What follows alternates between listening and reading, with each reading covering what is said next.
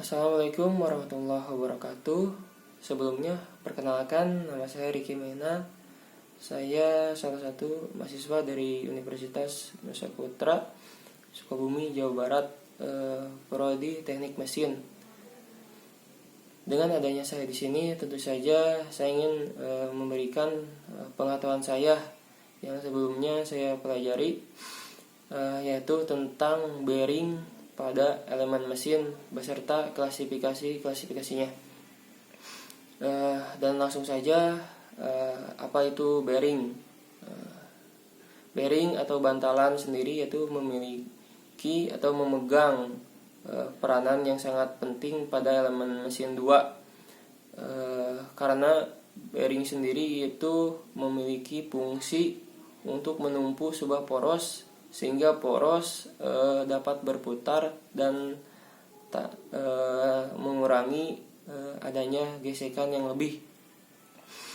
Dan selanjutnya yaitu klasifikasi bearing.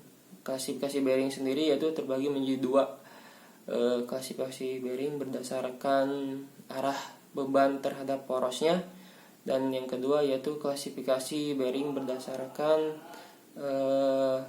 gerakan terhadap porosnya. Yang pertama, klasifikasi bearing berdasarkan arah beban pada porosnya terbagi menjadi 2, yaitu yang pertama bantalan radial dan yang kedua bantalan aksial. Apa itu bantalan radial?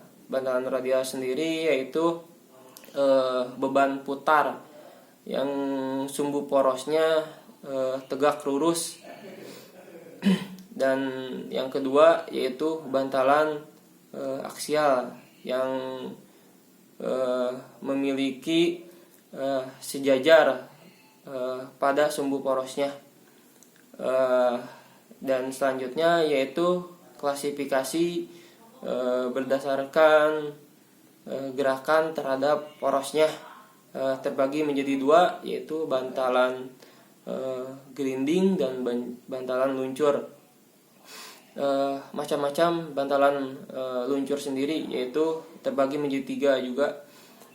Yang pertama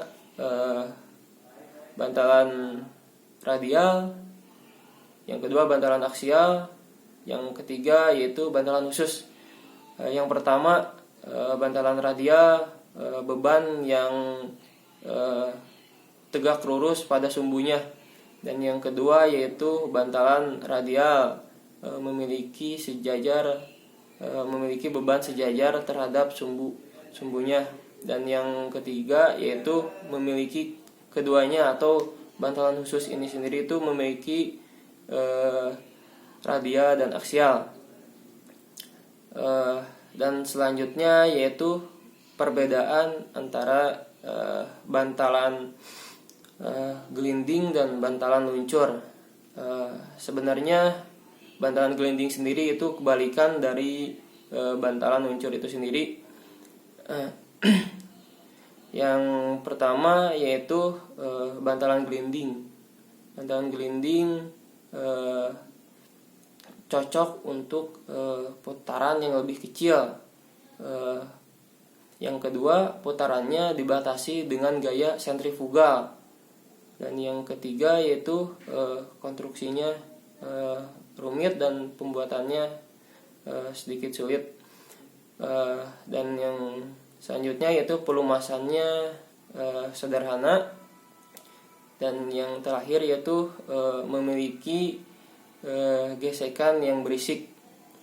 Dan saya bilang tadi yaitu bantalan luncur sendiri kebalikan dari bantalan gelinding sendiri, karena bantalan luncur memiliki cocok untuk putaran yang lebih besar karena memerlukan torsi awal yang sangat besar.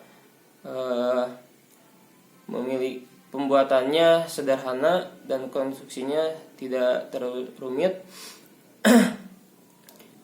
Pelumasannya tidak sederhana, karena bantalan luncur sendiri itu pelumasan tidak sederhana, tapi apabila memiliki pelumasan yang sangat baik, dapat menahan atau meredam menumpuk gesekan sehingga dapat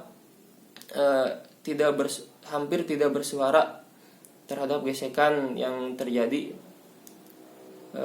Selanjutnya hal-hal yang perlu diperhatikan terhadap bearing sendiri, yaitu yang pertama jenis tekan atau bebannya harus radial dan aksial, dan yang kedua yaitu beban maksimum. Beban maksimum sendiri yaitu salah satunya ketahanan terhadap pors itu sendiri, kecocokannya terhadap sumbu dimensinya, tentunya dengan harga dan tangga kadaluarsaan terhadap bearing itu sendiri. Dan selanjutnya yaitu yang terakhir, pemasangan yang mudah. Mungkin hanya itu pembahasan saya kali ini. Kurang dan lebihnya mohon dimaafkan.